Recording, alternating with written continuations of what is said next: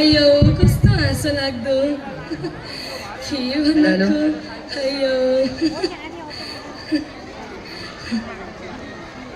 पहिलो दृश्य सोफामा बसिरहेकी आमा मोबाइलका रिल्स टिकटकमा रमाउँदै केही समयपछि विद्यालयबाट छोराछोरीहरूको घरभित्र प्रवेश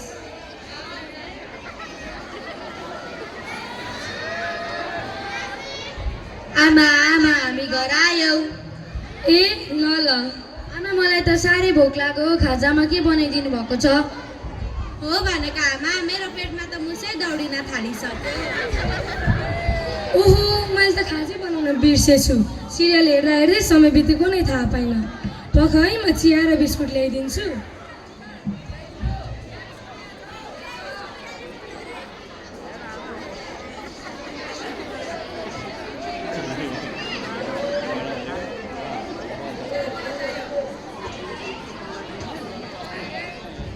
त्यो चिया र बिस्कुट गएर खाऊ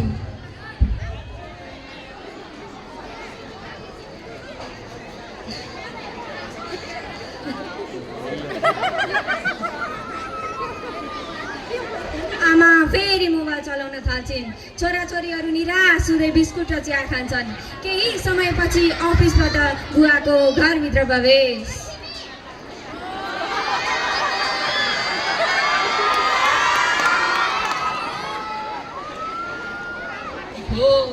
हो अफिसमा काम पनि कति चाहिँ हो माया म त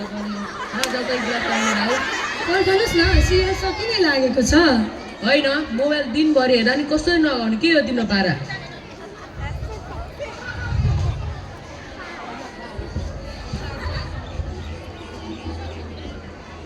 शाबास छोरी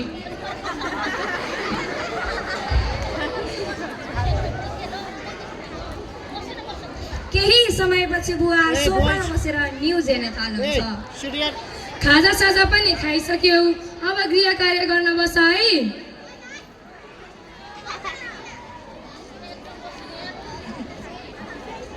छोराछोरी अब गृह कार्यको तयारी गर्न थाल्छन्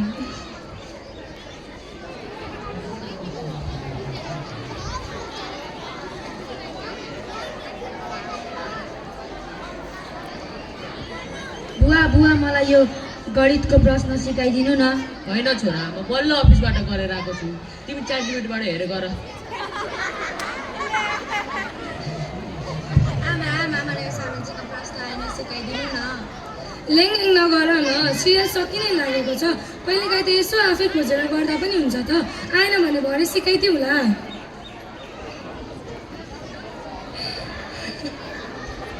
छोराछोरी दुवै एकअर्कालाई निराश भाव व्यक्त गर्छन् र गृह कार्य गर्दैनन् बरु मोबाइल चलाउन थाल्छन्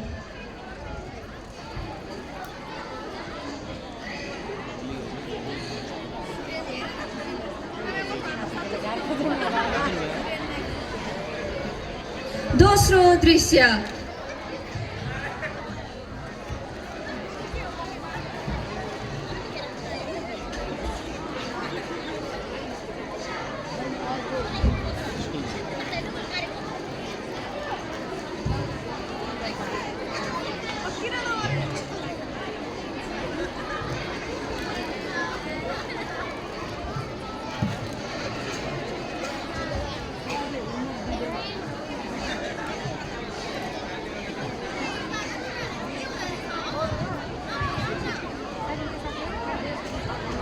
भोलिपल्ट विद्यालयमा शिक्षकले गृह कार्य चेक गर्ने क्रममा सुलभको पालो आउँछ सर सुलभले त गृह कार्य नै गरेको छैन नि सर हो सुलभले त कति दिनदेखि गृह कार्य नै गरेको छैन सुलभ बताऊ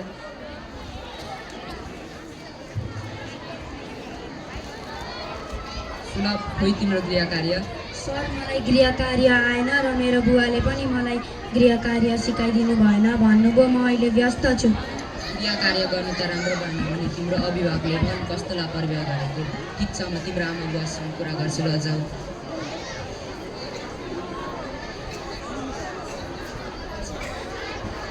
शिक्षकले आमा बुवालाई पालो फोन गर्नुहुन्छ तर कसैको फोन उठ्दैन धेरै दिन बित्छ र परीक्षा आउँछ उनीहरूले परीक्षा राम्रो दिन सक्दैनन् र परिणाम स्वरूप नतिजा कमजोर आउँछ तेस्रो दृश्य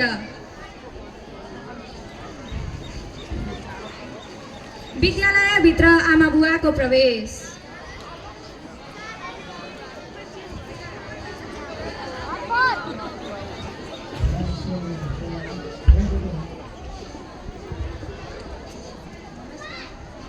नमस्कार। नमस्कार।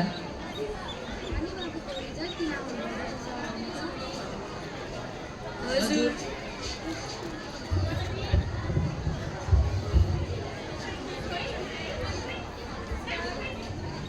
नमस्कार। नमस्कार। नानी बाबुको रिजल्ट किन आउनुभयो जस्तो छ त? हजुर। नानी बाबुको नतिजा त नराम्रो आएको छ त। कक्षा कोठामा पनि त्यति ध्यान दिएर बस्दैनन्, खालि उदास मात्र देख्छु। के हो कुरा? सायद हाम्रै कमी कमजोर र व्यवस्थाको कारणले होला आज छोराछोरीको पढाइ बिग्रेको। हो त, हामीले आफ्नो छोराछोरीभन्दा बढी मोबाइलमा धेरै ध्यान दिएको छौँ, त्यही होला यस नतिजाको कारण। ठिक भन्नुभयो। छोराछोरीलाई सधैँ आमा बुवाको न्यानो साथ, हौसला र सिकाइमा समय दिनुपर्छ, अनि मात्र उनीहरू अगाडि बढ्न सक्छन्। सुझाव नानी बाबुहरूलाई, आउनुपर्छ विद्यालय सधैँ पूर्ण पोसाकमा, मान्नुपर्छ निर्देशन सम्पूर्ण गुरुको यहाँ। बाबा जननी गुरुजन सबै वन्दनीय हुन्छन्, सम्पूर्ण साथी सहपाठी तिम्रा सहयोगी बन्छन्। हुनु हुँदैन दुर्व्यसनी, अनुशासित बन्नुपर्छ, पढ्नुपर्छ राम्रोसँग।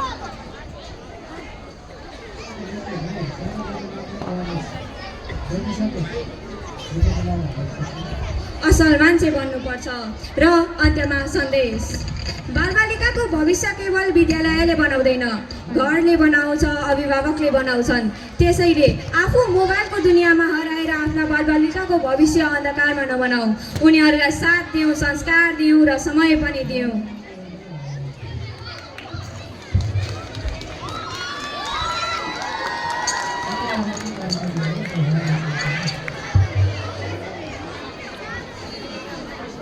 धन्यवाद।